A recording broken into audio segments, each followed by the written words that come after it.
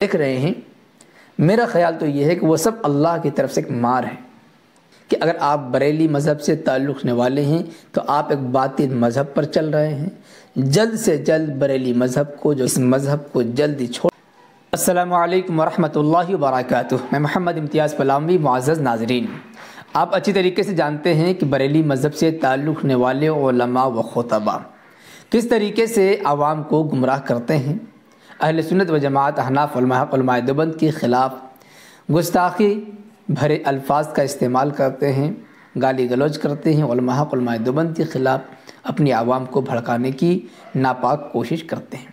لیکن آپ اس حقیقت کو بھی اچھی طریقے سے جانتے ہیں کہ بریلوی مذہبی آپس میں اس قدر پھوٹ ہے، جھگڑا ہے، آپس کی لڑائی ہے، پیر پرستی اس قدر پائی جا رہی ہے کہ بریلوی جو کچھ سمجھ بوجھ رکھنے والے ہیں وہ بھی ان کی حرکتوں سے پریشان ہیں۔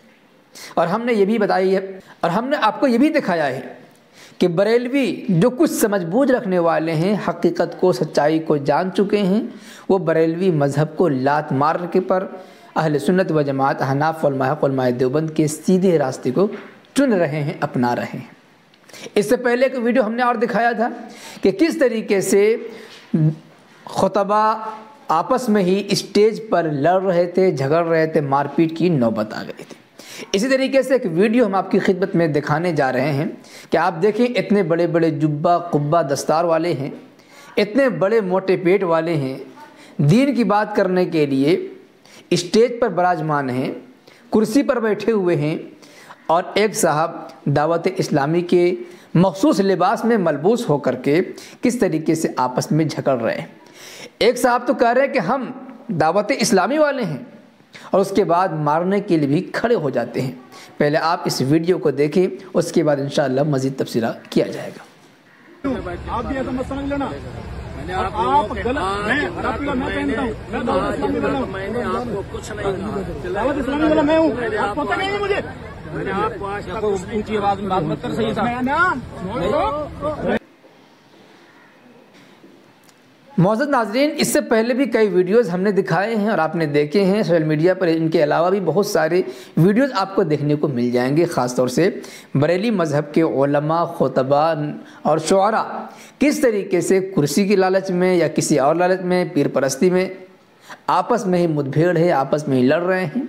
اور سب سے گری ہوئی حرکت یہ ہے کہ اسٹیج پر ہی مار پیٹ کی نوبت آ رہی ہے، جہاں پر ہزاروں کی تعداد میں مسلمان علماء کے اتحاد کو دیکھنے کے لیے آتے ہیں، علماء دین کی باتوں کو سن کر عمل کرنے کی ارادے سے آتے ہیں، تو اب وہ کیا سیکھ کر کے جائیں گے؟ یہ خود آپس میں لڑ رہے ہیں، جو اتحاد و اتفاق کی بات کرنے والے ہیں وہ خود آپس میں لڑ رہے ہیں، یہاں تک کہ وہ خود ٹوپی دستار والے ہیں، دوسروں کی دستار کو چھیننے میں لگے ہوئے ہیں، وہیں پہ مار پیٹ ہو رہی ہے، ایک دوسرے کو گالی گلوچ ہو رہا ہے۔